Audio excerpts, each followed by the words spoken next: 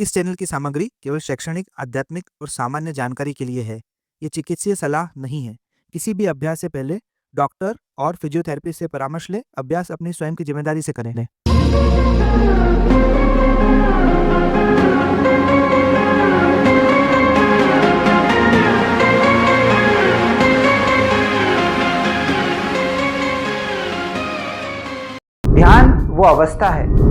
ध्यान वो अवस्था है जहाँ पर विचार केवल समाप्त नहीं होते बल्कि वो अप्रासंगिक हो जाते हैं।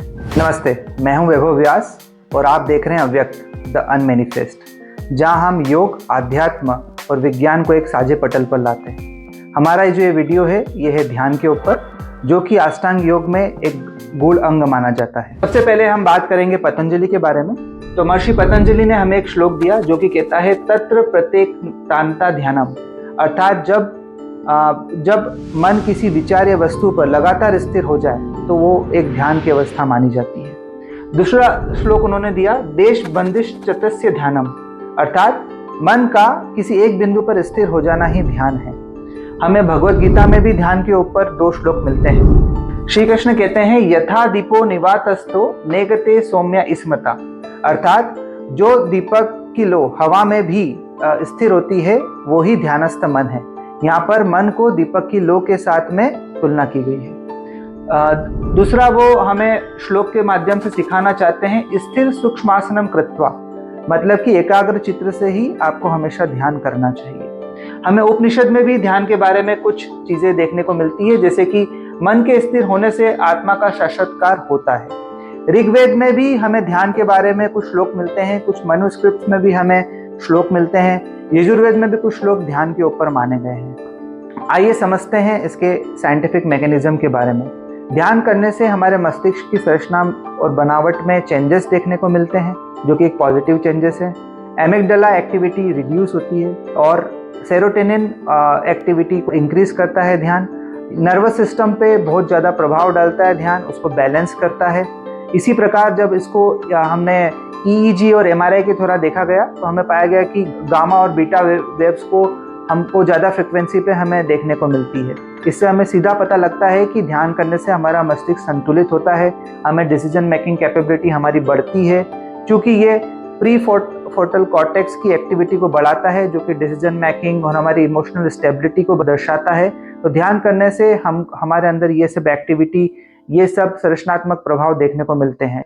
इसी तरह से हार्वर्ड यूनिवर्सिटी में इन्होंने शोध भी किया है, जिससे हमें पता चलता है कि ध्यान करने से मस्तिष्क की संरचना में काफ़ी सकारात्मक बदलाव देखे गए। और हमें कुछ स्टडी ये बताती है कि जो ब्रेन की न्यूरोप्लास्टिसिटी है उसको ये इंक्रीज करता है, जो कि मन की आदतों को भी बढ़ा सकती है या बदल सकती है। आइए अब समझते हैं इसके प्रॉज और कॉन्स के बारे में।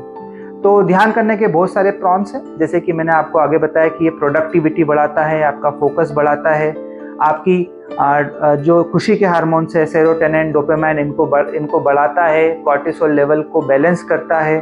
और आपको इंसोमेनिया से रिलेटेड कोई प्रॉब्लम है या कोई भी न्यूरो डिसऑर्डर है, लाइक मानसिक बीमारियां हैं, उसको संतुलन करने में ध्यान का एक महत्वपूर्ण प्रणाली के रूप में अपने आप को प्रस्तुत करता है। लेकिन अगर हम कॉन्स की बात करें तो एक सबसे महत्वपूर्ण बात यह है कि ध्यान का अभ्यास हमेशा एक योग्य गुरु के सानिध्य में ही करना चाहिए, उनके मार्गदर्शन में करना चाहिए।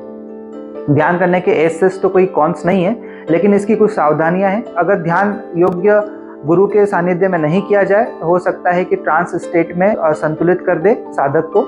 उसके बाद में ध्यान करने से बोर्डम और स्लीपीनेस आती है। ध्यान करने से इसके प्रभाव के बारे में साधक के मन में एक बहुत सारी जिज्ञासा उत्पन्न होती है, जो साधक के ध्यान में बाधा उत्पन्न करती है। तो ये सब कॉन्स हैं और प्रॉज मैंने आपको ऑलरेडी बता दिया। आइए अब हम समझते हैं कि ध्यान के ऊपर साइंटिफिक रिसर्च क्या क्या हुए हैं। तो पहला जो रिसर्च था हार्वर्ड मेडिकल स्कूल का, उन्होंने कुछ जो ध्यान करते थे लोगों पर रिसर्च किया था। तो उन्होंने उसमें पाया कि उन लोगों में कार्टिसोल थिकनेस को इंक्रीज पाया गया, मतलब उनका फियर से रिस्पॉन्स और उनका फाइट और फ्लाइट रिस्पॉन्स बहुत बेहतर था, जैसा कि होना चाहिए। उसके बाद डॉक्टर हर्बर्ट बेंसन ने कार्डियो और स्ट्रेस की थ्योरी दी। जब जो लोगों को ध्यान कराया गया उनका कार्डियो बैलेंस और उनका स्ट्रेस बैलेंस बहुत अच्छा पाया गया, उनकी कार्डियो प्रोफाइल बहुत अच्छी पाई गई, उनमें कार्डियो रिलेटेड रोगों से उनको एक तरह से इम्यून पाया गया।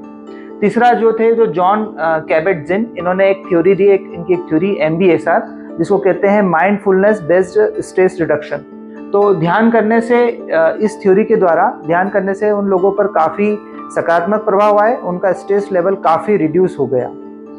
उसके बाद में नीमन्स इंडिया ने इसमें शोध किया। उन्होंने जो लोग ध्यान करते थे उनका MRI और EEG करा, और उन्होंने उसमें चेक करा कि उनका जो अल्फा रिदम है वो इन्हांस हो चुका था, जिससे उन्हें कोई भी डिसीजन लेने में काफ़ी सुविधा रहती थी और उनको कोई तरह की ब्रेन रिलेटेड दिक्कतें नहीं हुई। येल यूनिवर्सिटी ने एक शोध किया जिससे उन्होंने पाया कि reduce activity in posterior cingulate cortex, तो इससे उनकी डिसीजन कैपेबिलिटी बहुत इन्हांस हुई और उनका इमोशनल रिस्पॉन्स काफ़ी अच्छा हुआ।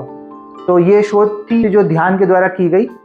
ध्यान कोई क्रिया नहीं है, ये एक चेतना की अवस्था है। जब मन के विचार पूर्ण रूप से शांत हो जाते हैं तभी आत्मा का साक्षी भाव स्पष्ट होता है।